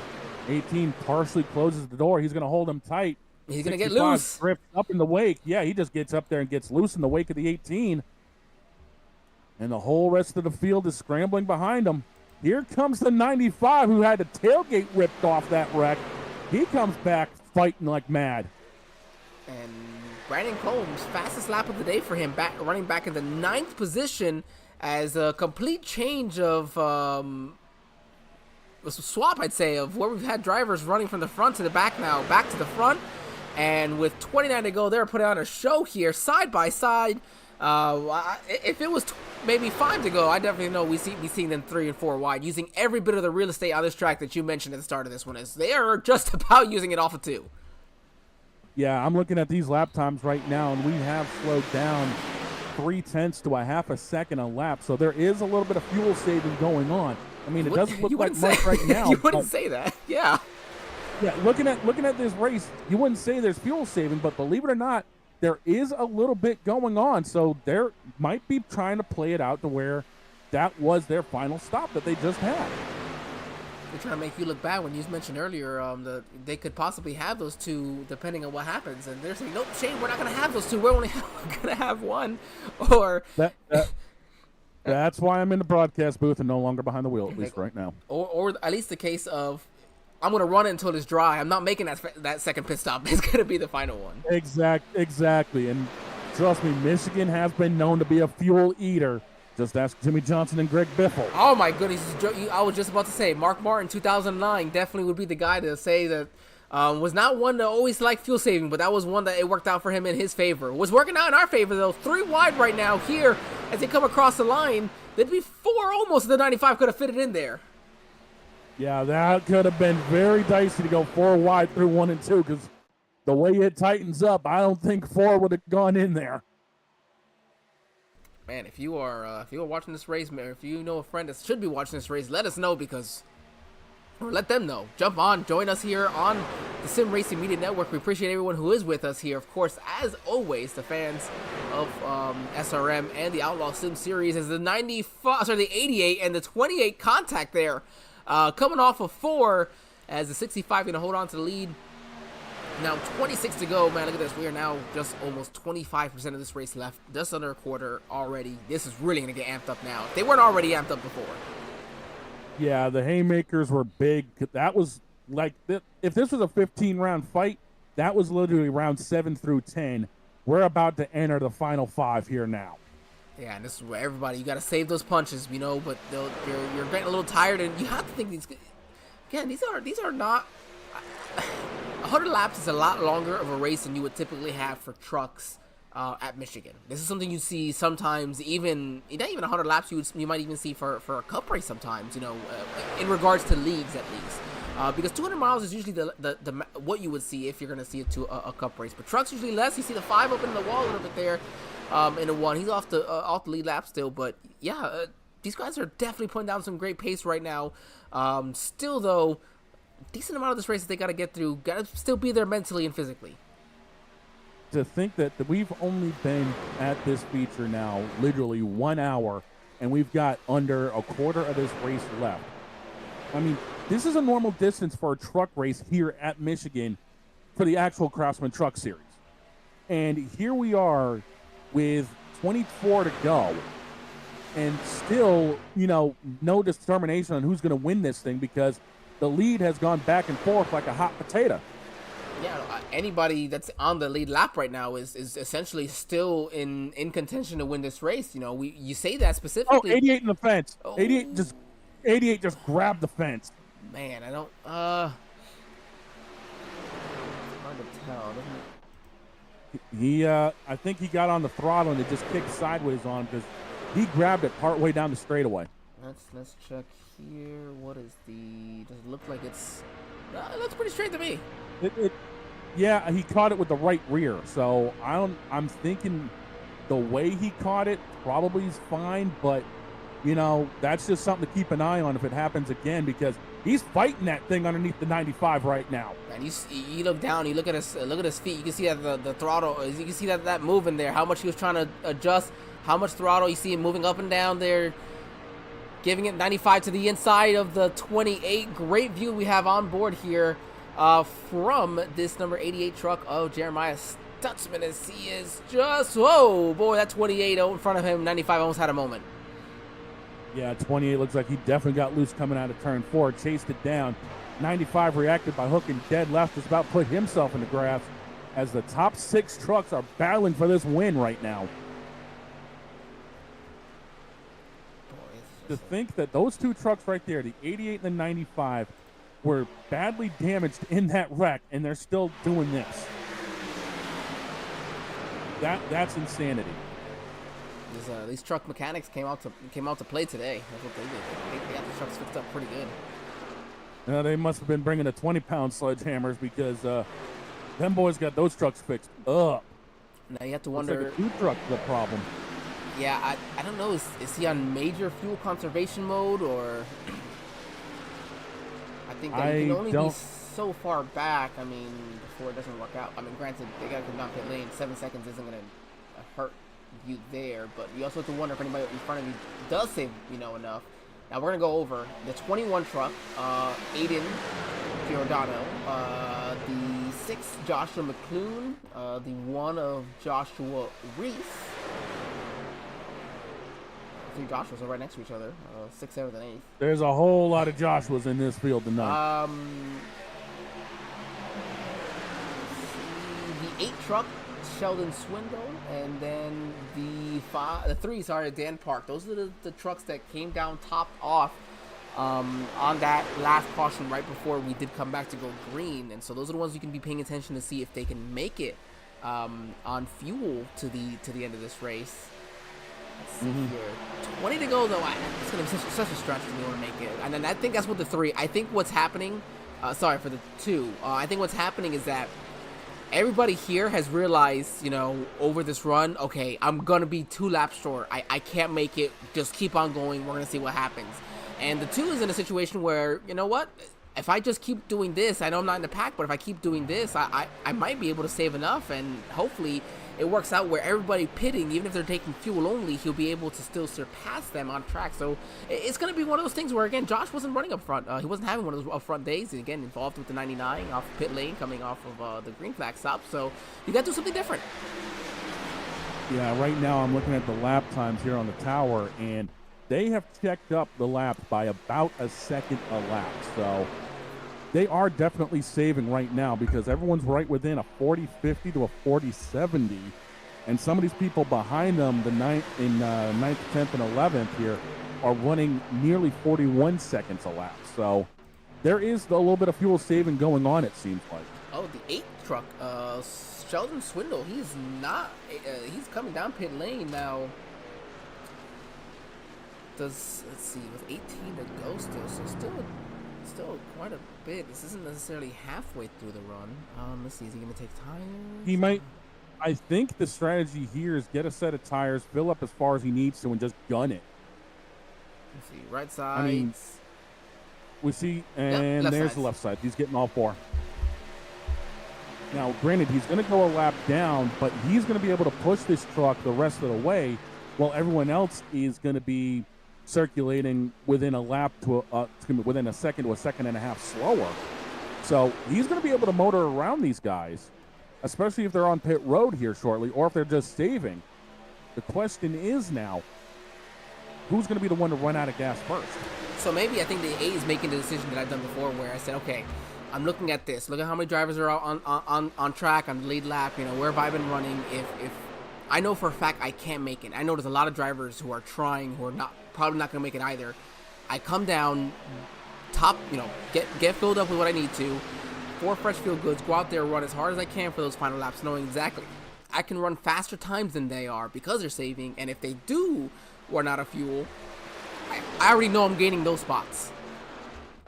And so it might be a decision of, I don't want to run out and lose those spots. I'd rather be on the offense and trying to gain them. Again, this takes me all the way back to 2009 when Jimmy ran out of gas first. Biffle cruised past him. Mark was like 12, 13 seconds back because he was saving.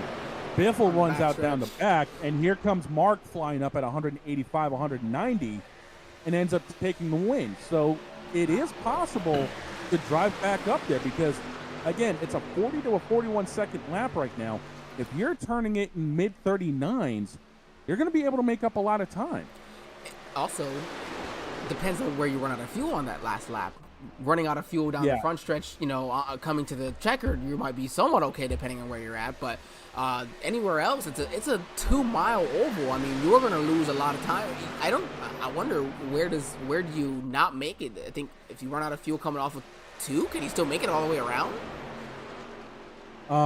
It would be a struggle because if I remember correctly, Biffle did make it, but he lost a lot of positions. And so that's exactly what I'm saying. It's going to put you into that position. I think the 18 said, you know what, I'd rather go ahead and take those positions that are going to be lost. Yeah, and again, places like here, places like Pocono, you really do not want to run out of gas because it is a long lap to get back. His fastest lap of the day at 39.77. That's putting him a second or so, even 2 seconds faster than some of these drivers in front of him. So he's gaining this time. Again, 2 seconds over. That's 28 seconds over what would be, let's just say 25 seconds over, the final 14 laps. And it could be more because, the drivers are going to start, trying to push and save even more. So there's a lot of time that you're right. Sheldon's gaining, and I think that maybe some of these drivers didn't realize that the gain that he could have. Yeah, right now he's a lap plus 27 seconds behind. So it's going to be one of those that's going to be, once he gets around them, then he has to figure out, okay, where am I going to be when these guys run out of gas? Because the 28 is in the middle of 3 and 4 now, and Sheldon is right in the same vicinity, give or take. So it's going to be close. So if we look at it, he's 27 seconds behind that 3 in Dan Park.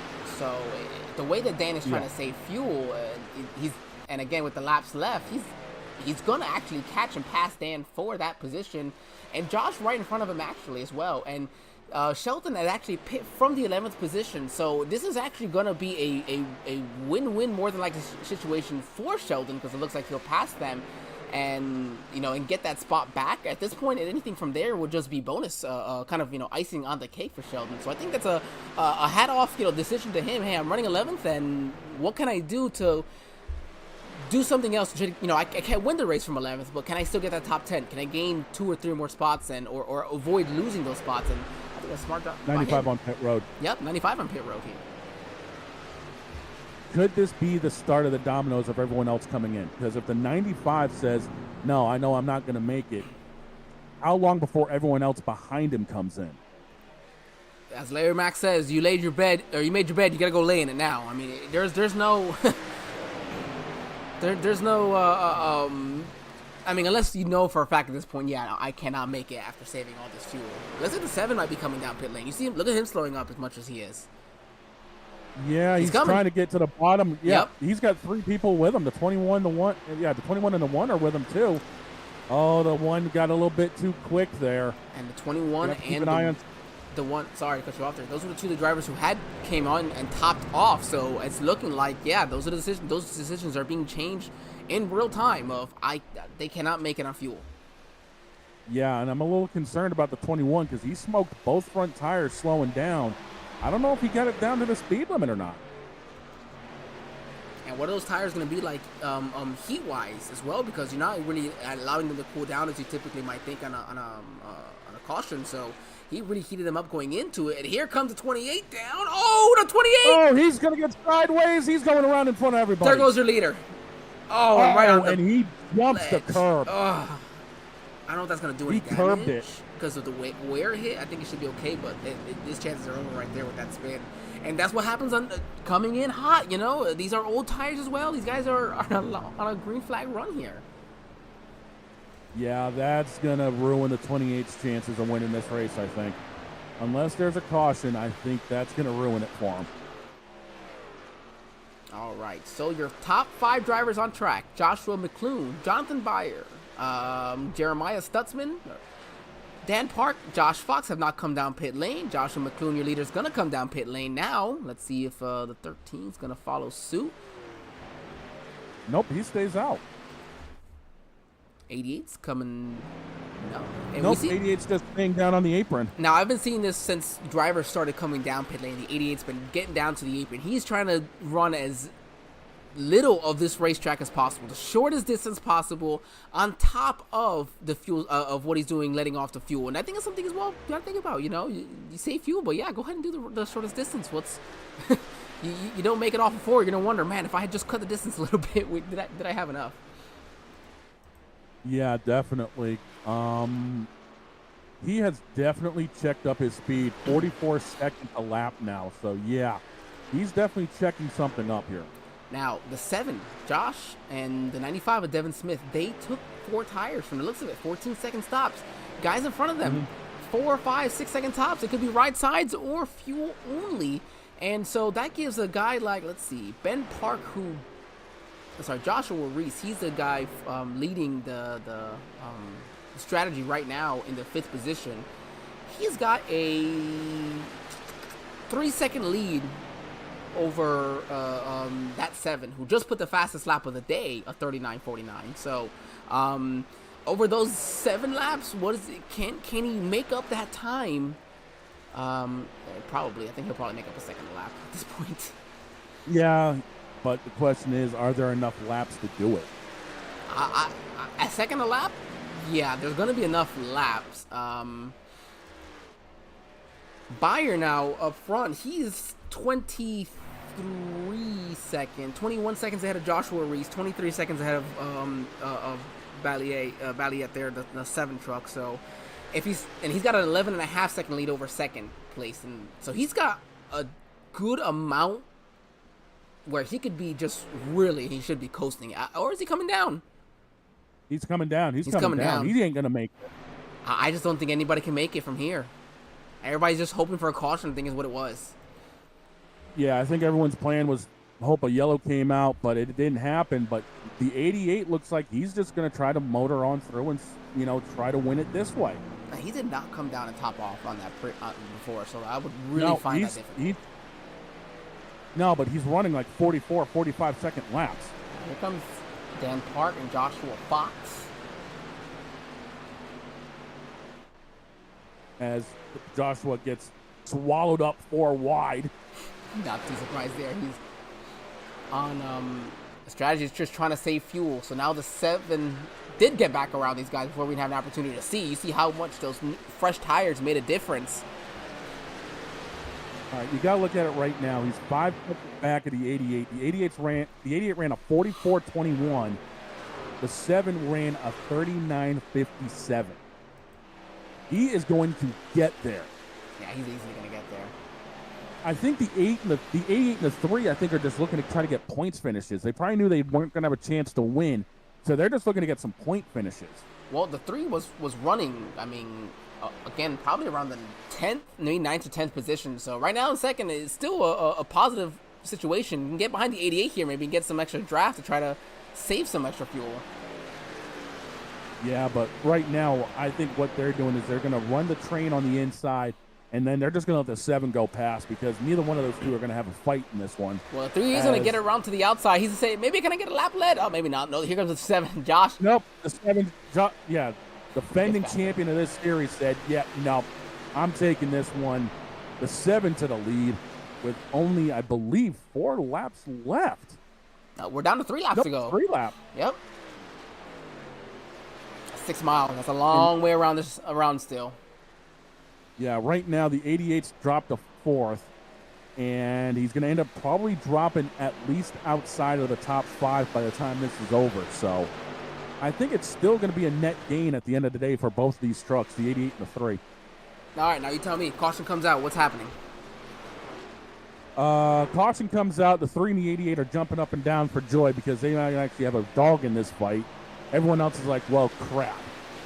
Do you come down in pit lane? Of course, the 3 and the 88 come down pit lane, but does anybody else come down pit lane? Or, you've had a decent amount of tires.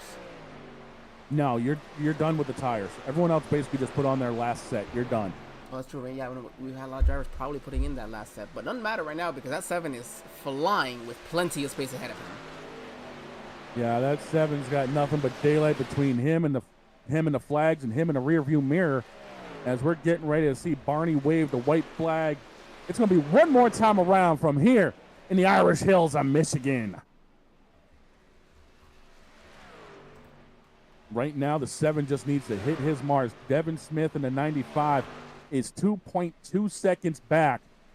Both guys are still kind of coasting it through a little bit. Both are running 40-10, right around 40-10, 40-20. All Josh has to do is just keep an eye on that mirror, and as long as that gap stays the same, he'll be fine. Because I believe he's about to get ready to hit 3 and 4 one last time. I'm so sorry. I was just focused on Dan Park. There's a chance that Dan might still pull off a top 5 out of this, but nonetheless, Joshua coming off of turn number 4 in that number 7 truck. Redemption from last week. A second place was disqualified to 7th. Passed through before tonight's race, and he's going to take home the checkered flag here, and Devin Smith will come out with a second place finish. Unbelievable here on his end after we saw him involved in a couple of incidents. Ben Park there, 3rd. Dan Park will finish 6th. Park 6th. He made it. And so did Josh Fox. Josh Fox 10th. The 88 ends up dropping down to 12th. Last truck on the lead lap. You see, he's out of fuel here, just trying to make it back. He is coasting. Oh, he's not actually completed the race. This is off of 4. Will it come back across the line? Will it make it across the line? He's going 40 miles an hour. It's a I think snail's, so. it's a snail's pace. At 40 Oh, miles he's an hour? got. Oh, he might be able to. He's going to hook it down pit road. The start finish line does go down pit road. Does he actually get across the start finish line here? It's within the next, 200, 300 feet. Matter of fact, right there, you see where victory lane is. The start finish line is right across I from think he's there. going to cross it. I think the 80 is going to complete it. Oh, where is it? He's got Where 30 is miles it? an hour. Where is He's it? definitely going to make it. Right there. He's got There it. it is. He's completed the race. Oh, poor Jeremiah. Unbelievable. But nonetheless, Dan was able to make that work, and it worked out for him because he was running a little further down in the pack when that worked out. For Sheldon, he had picked from 11th and still finished 9th, so I think that worked out. But we have a winner to go talk to, I think. I believe so. Hold on just a moment. Let's see here. Let's go ahead and bring on that number 7 up here. All right, Shane, take us away. Hey, Josh, it's Shane and Angel up in the SRM booth. You got a copy? Man, you guys gave us some thrills today. You had to have that pass through based off of what happened last week. Strategy played king, and you played it to perfection, man. What was going through your mind towards the end of this race? I'm honestly surprised they had to save that much. I thought they were on the winning strategy of saving, but I'm just like, I guess they really had to save. So I was fine with, like when the other people pit and they only took fuel and I took tires, because I'm just 12, 11 laps at Michigan's a lot. So I wasn't too worried about that. I was more worried about the people trying to save, but played out just fine.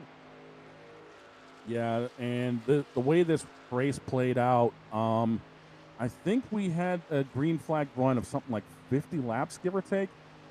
What was the truck doing for everybody? Because it seemed like some people, it was way too tight for them, and some people were just way too loose.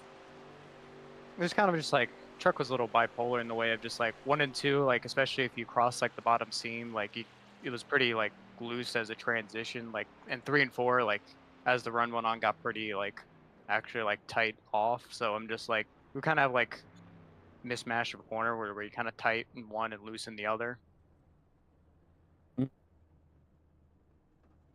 I feel you. Believe me, I've had some vehicles like that before I drove. But hey, man, strategy played king, and you played it to perfection here today.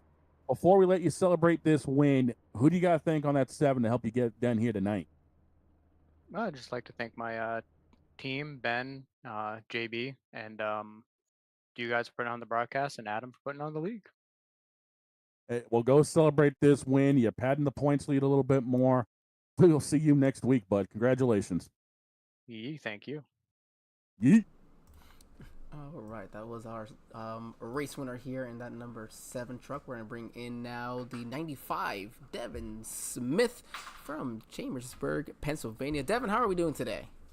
I'm pretty good after that second place finish. Yeah, we saw you run, get caught up in a couple incidents, be sideways, have damage that you should have. I thought, taking you, and we mentioned thought we should have taken you out of contention entirely, but you're still going to come home with a second place finish. Devin, just walk with us your up and down, walk us through your up and down day today and where the second place finish came out of. You pitted a couple laps early, but what came down to that decision as well? Well, let's start at the beginning. We got started third, but second fastest in qualifying, which I was very surprised from. I did not expect to have that speed by myself, at least. Usually I'm on the slower side by myself.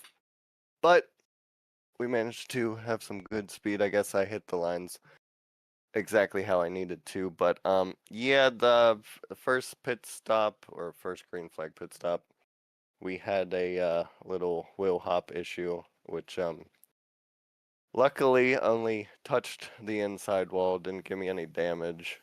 And then the other wreck, when they were wrecking for the lead, had rear end damage. It was only about 40 some seconds, I believe, so it wasn't a lot. And I'm surprised I wasn't like wrecking loose with rear end damage. So I think I got lucky on that one as well. And then the Last pit stop, originally, I think a majority of the people only pitted for fuel, but me and Mao ended up pitting for tires because I figured that was about the only way I could try and jump them because they were starting to pull away from me. I think you said that you did mention that perfectly, where it was that decision to kind of just come in a different time or coming in and get those tires and over everyone else, and we weren't sure. We're like, man, but the Shane's like, no, he's definitely gonna catch him. That's not gonna be a problem there, and it definitely showed that the tires prevailed big time there at the end. We had a lot of fun watching you guys go back and forth. A lot of great battling that happened here on track. A lot of fun to be able to watch, and we're grateful to be able to broadcast it.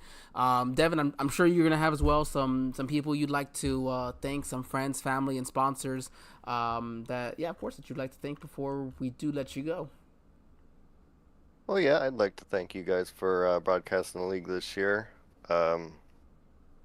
We haven't had the steadiest of broadcasting in the recent years, so hopefully we can stay with you guys for some time to come. I'd like to thank the league owner, Adam. Unfortunately, he had some issues, as you saw in the Discord, so hopefully he can get his stuff back up and running here shortly.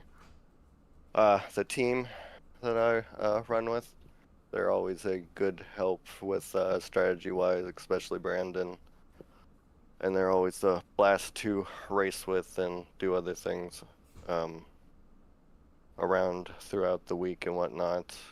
And we just got a great group of drivers right now, and usually always do. There's always about the core, I don't know, probably about 12, 14. I know some of the guys weren't here tonight, but for the most part, we have a good core group of guys that are strong here, and hopefully we can get some more for upcoming seasons. I think that's a great way to put it there, Devin. I do apologize if everyone you guys hear my dog slurping up in the background. I can't do anything about it this time. He's a husky lab. He's gonna get his water, I guess. But no, Devin, we do appreciate it. Sorry that your other Pennsylvania person wasn't in here to be doing your broadcast, but he should be back hopefully in the next week or so. Dave just had some things come up, but nonetheless, we'll see you next week in Martinsville. Alrighty, I'm gonna suck there, but hopefully it'll be a good race. Oh, that's the fun part. You get to learn from there. You have a lot of laps to figure it out. Yes, we do. All right, that was your second place there finisher again in Devin Smith. Shane, take us away here for our final one here in Ben Park in the number 18 truck. Hey, Ben, it's Shane and Angel up in the booth. You got a copy?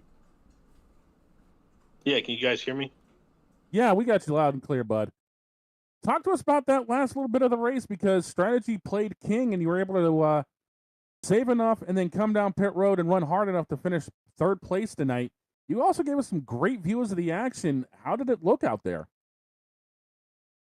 Well, I honestly don't know how I didn't wreck on that one where there was just a bunch of us like on top of each other. Mm-hmm. I don't know. But it was tough. I didn't even make the start because of packet loss. And I was blinking at the beginning of the race, running 8 seconds behind everybody. It's been a crazy day. Yeah, crazy day, crazy action. Like I said, we ran on board with you for a handful of laps, and you gave us some really exciting views, man. Like, really exciting. I'm glad we can put on a show. Oh, definitely. This is definitely a good points day as well for you, finishing third. So, do you have any thoughts going into next week? 200 laps at Martinsville. No. Oh, it's just going to be like whoever can survive, be there at the end. Feel like it's going to be a lot of wrecking. Wouldn't surprise me. It's A Martinsville. lot of bumping. Yeah. A lot of beating, a lot of banging, a lot of paint trading. Before we let you get out of here, who do you guys think that helped you get done on that 18 Toyota Tundra here tonight? Well, first thing I got to do is thank my dad. He passed away earlier today. Oh, dude, our condolences for I sure. needed a good run. Absolutely. My brother Condolences. was running up front a little bit too. We needed it. It's been a tough afternoon, but I got to thank Jonathan Byer, Joshua Ballier, my unofficial teammates in this. I got a lot of support. Well, you definitely got our thoughts and prayers and our condolences, man. Celebrate this P3 knowing the dad was looking out for you guys here tonight, and I guarantee he's proud of what you guys accomplished. Thank you, guys.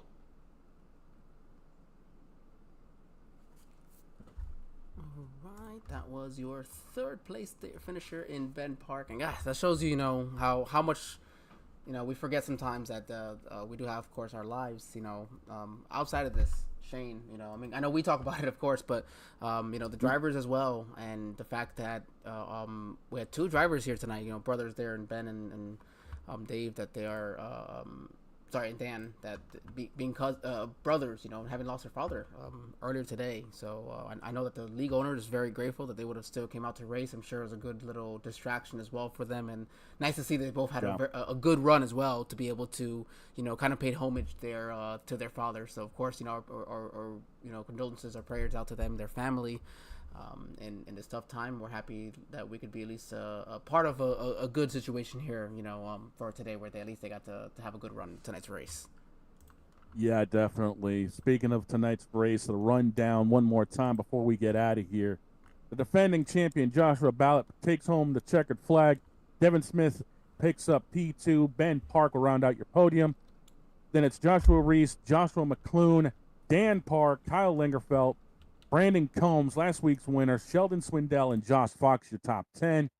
The back half of the field is Jonathan Byer, Jeremiah Stutzman, Aiden Giordano, Ben Henry, Matthew Setzer, and Forrest Hamilton, your final truck in the 16-truck field here tonight. From the house that Penske built, Michigan International Speedway, next week, they're going paperclip racing at Martinsville for 200 laps. That's going to be some 200 laps. That's going to be a lot of fun there for them, I think, at Bristol. At Martinsville. So we'll see from there.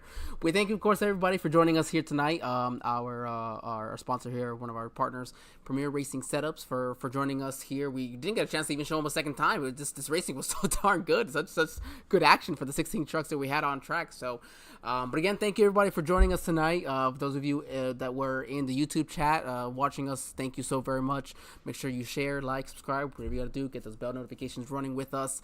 As mentioned, we are very excited to see you next week for the Martinsville race. But of course, check out what else we got going on the Sim Racing Media Network throughout the week. Shane, well, this was a great one to finish off with. Hey, man, it was a great way to come out of the bullpen for the both of us. We got exactly what we bargained for here tonight. So, ladies and gentlemen, for Angel Santiago, for everyone here at SRM, from high above the Michigan International Speedway and the Tony Trapazzo Memorial Broadcast Booth, I am the dog father, Shane Lake, saying, until we meet again, everybody, please do take care. We'll see you next week from Martinsville.